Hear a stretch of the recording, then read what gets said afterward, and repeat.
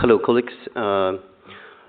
First of all, I would like you to excuse me for my English, for my mistakes. But anyhow, my English is better than your Russian, so, so sorry for my mistakes. Then I would like to introduce a little bit.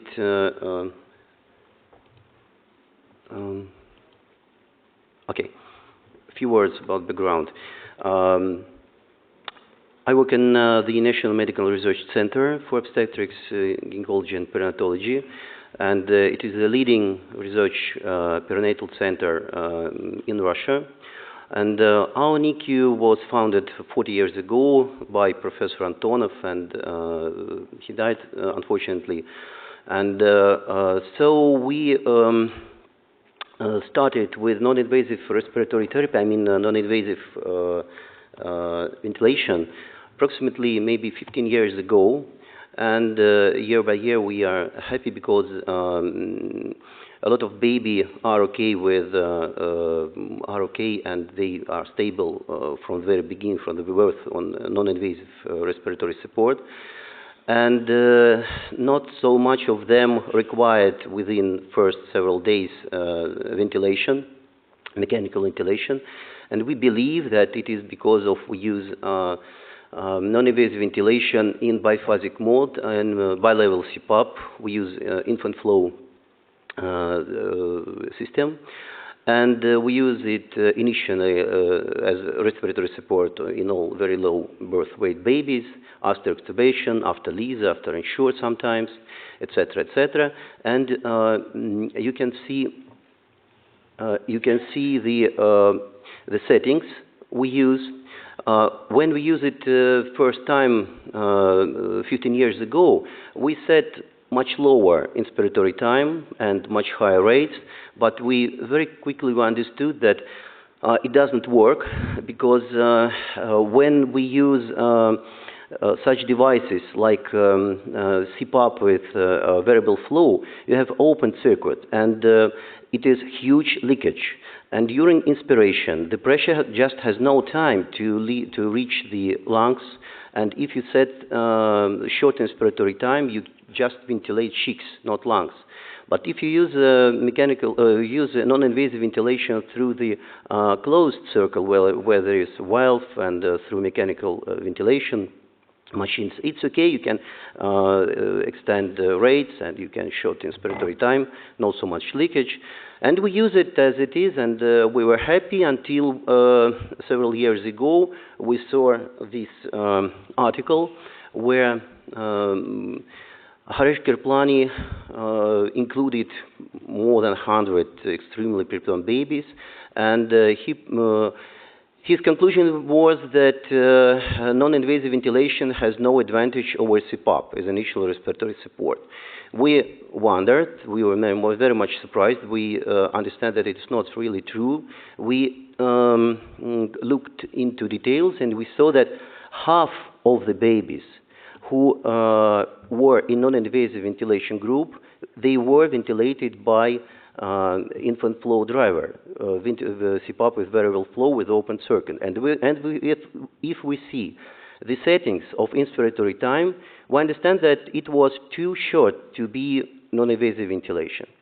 And that is why we understand that it was not effective, and we decided to provide our own randomized trial. And we included, we collected babies for 2 years. We included more than 315 premature babies. Inclusion criteria USC. They were all included babies were stabilized on CPAP in delivery room. They didn't require intubation. We excluded severe abnormalities required intubation as itself. And we, after admission to the NICU, we randomized these babies into 3 groups. And first group, you see, it was biphasic mode, 1 second inspiratory time and 30 respiratory rates. Second group was 0.5 inspiratory time and 60 rates. And you see, it is important that estimated mean airway pressure was similar in these 2 groups. And the control, not control, but the third group was just CPAP. And we checked the only one endpoint. How many babies in these groups will meet criteria of failure? Just required next step for respiratory therapy, surfactant, etc., doesn't matter. And criteria of failure was, you see, it was a requirement for VO2 more than 0.3 or 4, depends on weight and gestation age. And hard respiratory drive, silver 1 score, more than 4. The babies were absolutely similar and comparable in all groups, including surfactant delivery groups, including antenatal steroids. And what we saw, we saw that babies who were randomized in these groups, in 2 times less required, they met criteria of failure compared to this and this group. And if you see, if you check odds ratio, you see that risk to be switched switched to the next level of respiratory support was in 2 times less if to compare with CPAP. The same as this issue. If you set sufficient inspiratory time, it will let in 2 times less to switch baby to in 2 times less have risk of deterioration. And what was the most important thing, that these settings of biphasic mode did not differ from CPAP on the effect.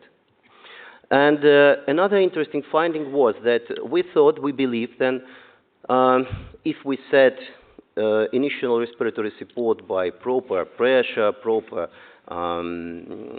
settings, deterioration should be extended compared to not so much effective initial respiratory support. But we saw that the median of deterioration hours of life were the similar of the group. Median was approximately 2 hours. It is, I think, a good measure, another good message for us that we should see some small signs of CPAP failure before these 2 hours of life. So the conclusion is that infant flow is CPAP on biphasic mode has no advantage over CPAP when inspiratory time has advantage, sorry, when inspiratory time is about 1 second and 30 rate, to compensate the leakage and to create an optimal mean and peak inspiratory pressure.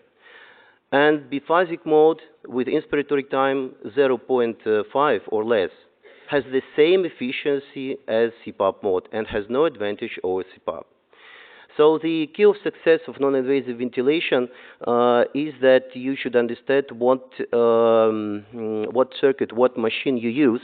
And even now, you know, there is new devices as Fabian, for example, who can create infant flow, cannot create peak pressure more than 10, and Fabian can. We believed again that if we can increase inspiratory time, we should shift to these settings to shorten inspiratory time and to increase rates. But even in this, we see now again that even if we use higher pressures, you also, in case of infant flow drivers, you should set 1 second and rate 30 per minute to achieve this pressure, to let this pressure to achieve the lungs. And when we read guidelines, it was read also at 2060, when there is no much evidence that biphasic has any advantage, Bi-Level CPAP has an advantage over CPAP. I would say that there won't be much evidence until we use the devices properly.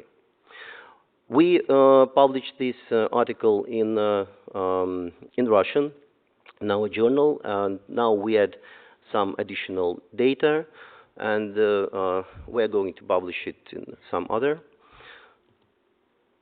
journal. So thank you.